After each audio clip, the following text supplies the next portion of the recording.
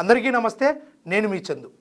ఈరోజు మనము చంద్రగ్రహణం గురించి తెలుసుకుందాం.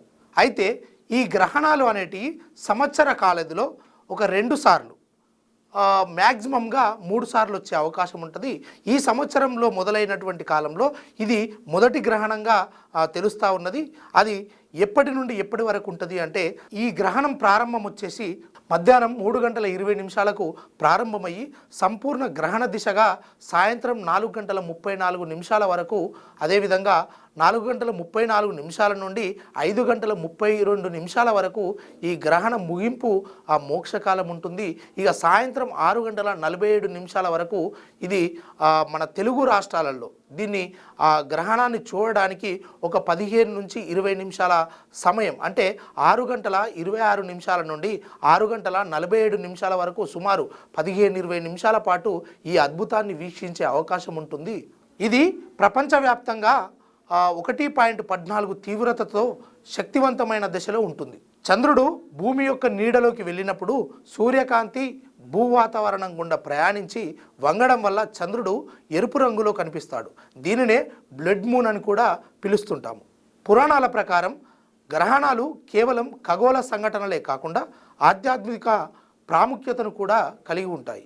ముఖ్యంగా పురాణాల ప్రకారం క్షీరసాగర మదనం సమయంలో అమృతాన్ని దక్కించుకోవడానికి రాహువు దేవతల రూపంలో వచ్చి అమృతాన్ని స్వీకరిస్తాడు. సూర్యచంద్రులు దీనిని గుర్తించి విష్ణుమూర్తికి తెలపగా ఆయన మోహిని రూపంలో తన సుదర్శన చక్రంతో రాహువు తల నరుకుతాడు.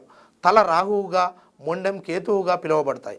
అప్పటి నుండి పగ తీర్చుకోవడానికి రాహుకేతువులు సూర్యచంద్రులను మింగే ప్రయత్నం చేస్తారని, దాన్నే మనం గ్రహణంగా భావిస్తామని పురాణాలు చెబుతున్నాయి. భూమి, సూర్యుడు మరియు చంద్రుడు ఒకే సరళ రేఖలో వచ్చినప్పుడు భూమి యొక్క నీడ చంద్రునిపై పడటమే ఈ చంద్రగ్రహణం అని పిలుస్తుంటాం. ముఖ్యంగా ఈ గ్రహణ సమయంలో తీసుకోవాల్సినటువంటి జాగ్రత్తలు: ఆహారం తినాలనుకుంటే ఆ గ్రహణ సమయంలో మరియు దానికి కొన్ని గంటల ముందే ఈ ఆహారాన్ని తీసుకోకూడదని మన పెద్దలు చెప్తూ ఉంటారు.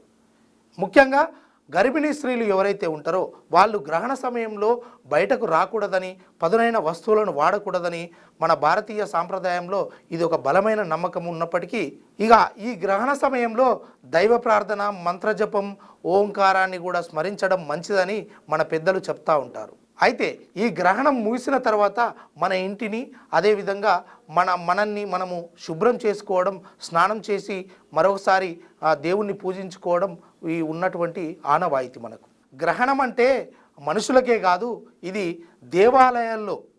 దేవాలయాల్లో ఉన్నటువంటి దేవుళ్ళకు కూడా ఈ గ్రహణం పట్ల అంటే ఆ దేవాలయాలను కూడా మూసివేయడం జరుగుతుంది. అందులో ప్రధానంగా తిరుమల తిరుపతి దేవస్థానము, అదేవిధంగా యాదగిరిగుట్ట లక్ష్మీ నరసింహస్వామి దేవాలయంతో పాటు ఇతర ప్రముఖ దేవాలయాలను కూడా మూసివేస్తారు.